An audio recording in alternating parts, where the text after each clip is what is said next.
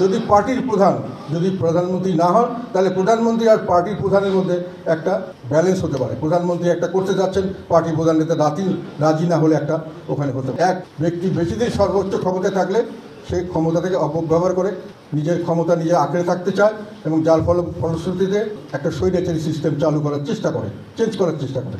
আমাদের শাসন ব্যবস্থায় এক ব্যক্তির হাতে, শুধু এক্সিকিউটিভ প্রধান যিনি প্রধানমন্ত্রী, তার হাতে শুধু এক্সিকিউটিভ নয়, তার হাতে পার্লামেন্টকে 100% তার নিয়ন্ত্রণে রাখার ব্যবস্থা করা হয়েছে। পার্লামেন্টে 70 ধারা দিয়ে দলীয় নেতাদের অন্য কোনোভাবেই দলের সমর্থনের বাইরে, দলেরকে সমর্থন ছাড়া অন্য কোনোভাবে ভোট দেওয়ার কোনো অধিকার দেওয়া হয় নাই। যে সরকার গঠন করে তারা সবসময় সংখ্যাগরিষ্ঠতার ভিত্তিতে সরকার গঠিত হয়। সংসদের যে কোনো প্রস্তাব পাশ করার জন্য সংখ্যাগরিষ্ঠই যথেষ্ট। কোনো কিছু পাশ করার জন্য 2/3 মেজরিটি লাগে। আমাদের এই দুটো নির্বাচনের কথা বললাম, অষ্টম এবং নবম সংবিধান, এখানে কিন্তু 2/3 মেজরিটি ছিল। তাহলে 2/3 মেজরিটি থাকলে একটি সরকারের পার্লামেন্টের যে কোনো প্রস্তাব যে কোনো সময় এবং সংবিধানের যে কোনো প্রস্তাব যে কোনো সময় পাশ করিয়ে নেওয়া সম্ভব। তাহলে পার্লামেন্ট কি হলো? পার্লামেন্ট একটা রাবার স্ট্যাম্প পার্লামেন্ট। প্রধানমন্ত্রী যেটা ইচ্ছা করবে সেটাই পার্লামেন্টে আসবে এবং সেটাই পাশ করবে। কিন্তু পার্লামেন্টারি পদ্ধতির শাসন ব্যবস্থা VRM প্রযুক্তি থার্মেক্স RICL TMX যুগের পর যুগ স্থাপনা থাকে মজবুত। পার্লামেন্ট হওয়ার কথা সকল কর্মকাণ্ডের কেন্দ্রবিন্দু, ওয়েস্টমিনিস্টার টাইপ। এটা কেন আমরা গ্রহণ করেছিলাম? যেহেতু এটা পৃথিবীতে বলা হয় সবচেয়ে ভালো ডেমোক্রেটিক সিস্টেম, এবং এই সিস্টেমটাতে গণতন্ত্র যতভাবে চর্চা করা যায় অন্য কোনো সিস্টেমে গণতন্ত্র সেভাবে চর্চা করা যায় না। এখানে উইনস্টন চার্চিল একবার ব্রিটিশের পার্লামেন্ট সম্পর্কে বলেছিলেন যে এই পার্লামেন্টে শুধু মহিলাকে পুরুষ এবং পুরুষকে মহিলা ছাড়া সব কিছু করা যায়। কিন্তু আমরা কি করেছি? পার্লামেন্টে কিছুই করা যায় না। কেন করেছি? যে আমরা মনে করেছি যে পার্লামেন্টে যদি আমরা বেশি ছাড় দেই তাহলে সরকারের স্থায়িত্ব থাকে না।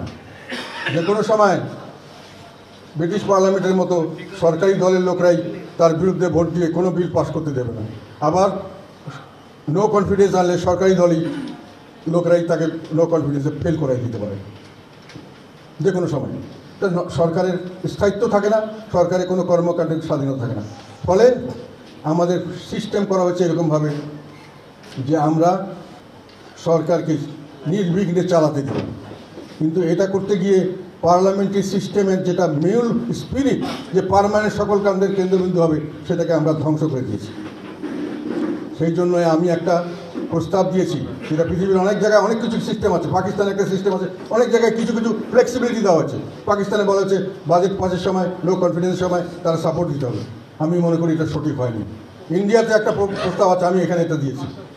ইন্ডিয়ার পার্লামেন্টে ইন্ডিয়ার সংবিধানে একটা ব্যবস্থা আছে এখানে, যেটা আমি এখানে দিয়েছি।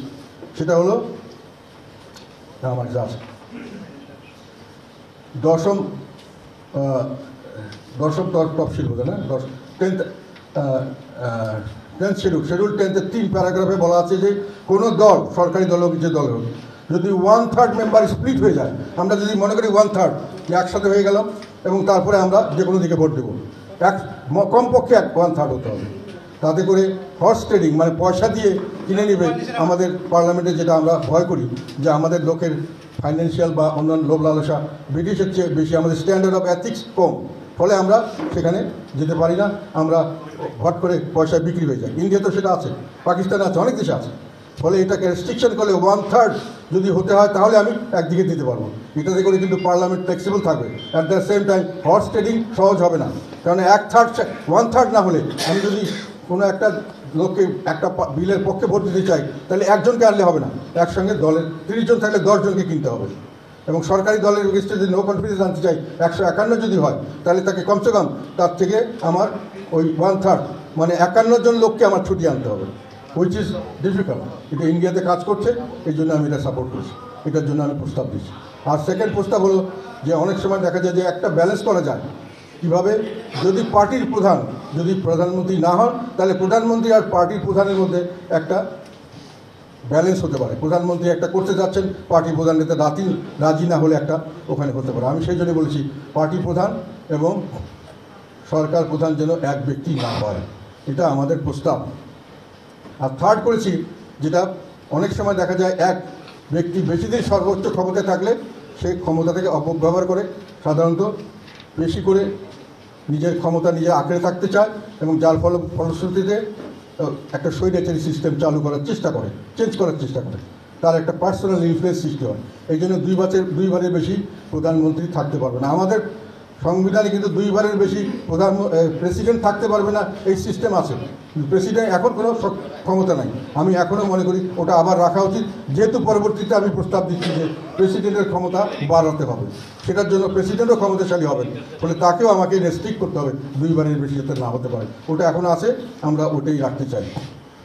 আর একটা এই পার্লামেন্টকে ব্যালেন্স করে যে বলছে আমরা স্থিতিশীল করতে গিয়ে পার্লামেন্টকে এমনভাবে স্থিতিশীল করেছি যে ওনার যে পার্লামেন্টের মানে পায়ের ভিতর দিয়ে শিকড় গজিয়ে গেছে, ও আর হাঁটাচলা করতে পারছে না, অগ্রসর হতে পারছে না, দেশ অগ্রসর হতে পারবে না। আমরা এর থেকে কিছুটা ছুটিয়ে দিলাম, মানুষের পার্লামেন্টকে ওয়ার্কেবল হবে এবং ফাংশনাল হবে, পার্লামেন্টের কাছে জবাব দিতে থাকবে এবং পার্লামেন্টের কাছে জবাব দিয়ে থেকে প্রধানমন্ত্রীকে যে কোনো জিনিস যে কোনো সময় করিয়ে নিতে পারবেন না।